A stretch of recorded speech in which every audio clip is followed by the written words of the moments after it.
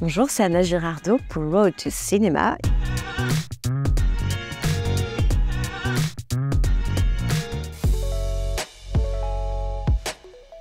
Je dirais que le cinéma est venu dans ma vie de manière assez naturelle. Mes parents sont comédiens, ma tante est documentariste. Je pense que toute la famille Girardot et Otero, on baigne là-dedans depuis qu'on est tout petit. Ensuite, je pense que mon histoire personnelle avec le cinéma, elle a commencé avec l'amour des films que mes parents m'ont montré, m'ont partagé. Et puis la passion des tournages sur lesquels j'allais déjà quand j'étais très petite. Et ensuite, c'est de manière indépendante, à 18 ans, quand je suis allée à New York prendre des cours de théâtre et que j'ai vraiment pris le goût du jeu, que je me suis orientée vers le métier d'actrice.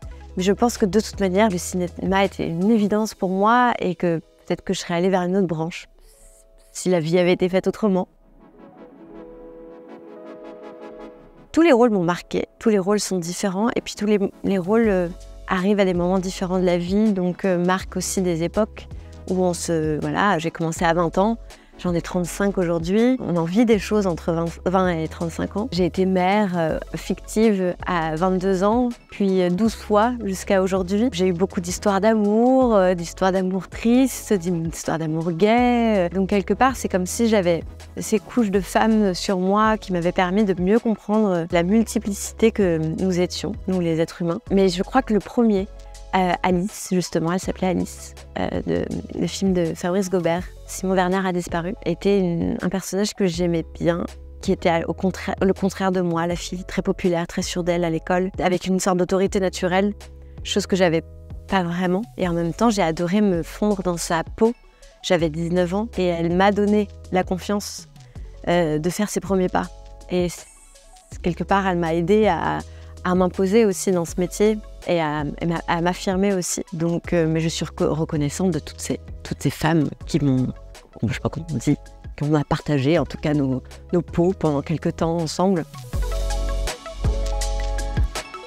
J'ai toujours adoré tourner avec des femmes réalisatrices. Je trouve qu'il y a toujours une manière de communiquer entre nous qui est presque plus évidente. On se comprend mieux avec une femme. Il y a ce rapport de femme où on peut se parler vraiment, on peut se dire les choses, on peut partager des expériences intimes qui fait que sur le plateau, de toute façon, on est dans un rapport très différent. Je trouve les histoires écrites par des femmes pour des rôles féminins toujours plus...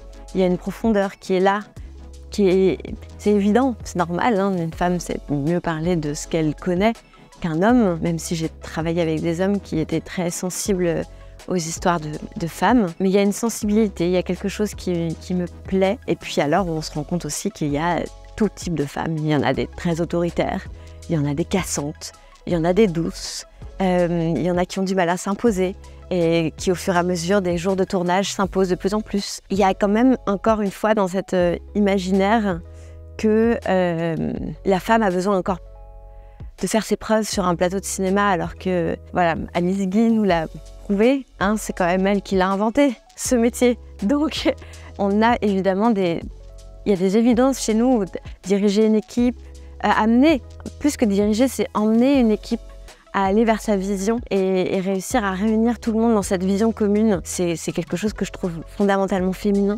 et très fort. Il y a des forces féminines qui doivent être utilisées justement pour emmener une équipe dans cette aventure qu'est le tournage d'un film et de ne pas avoir peur, de ne pas avoir l'impression de prendre la place de quelqu'un ou de se dire normalement c'est pas ma place, est-ce que je vais y arriver? Il y a de la place pour tout le monde, pour les hommes, pour les femmes, pour tous les récits, pour toutes les histoires. Il faut que les femmes aient autant l'impression de pouvoir diriger Les Trois Mousquetaires qu'un énorme blockbuster ou un film d'action. Les femmes, on est très plurielles et il faut que cette pluralité, je trouve, elle se retrouve aussi dans le cinéma. Oui, j'ai réalisé mon premier court-métrage il y a 3 ans maintenant, 3 ans et demi, 4 ans. Oh là là, ça va vite. Et ensuite, j'ai monté une boîte de production avec une autre associée où on voulait en fait travailler des récits justement avec des sujets féminins qui nous intéressaient, nous donner la possibilité de racheter les droits d'un livre pour l'adapter. J'ai des modèles comme ça aux États-Unis qui m'ont inspirée à Reese Witherspoon, ou Margot Robbie plus récemment, qui vont à l'avant du projet et qui s'associent au projet via leur boîte de production et qui permet aussi de faire un projet en tant que comédienne, mais pas uniquement en étant la comédienne, en disant moi je veux m'impliquer, moi je veux autant que vous que le film soit le plus réussi possible et je veux m'impliquer avec vous, mais du coup impliquez-moi aussi dans l'aventure commune. J'ai l'impression qu'en France ça arrive de plus en plus et j'aimerais bien pouvoir explorer aussi cette partie-là.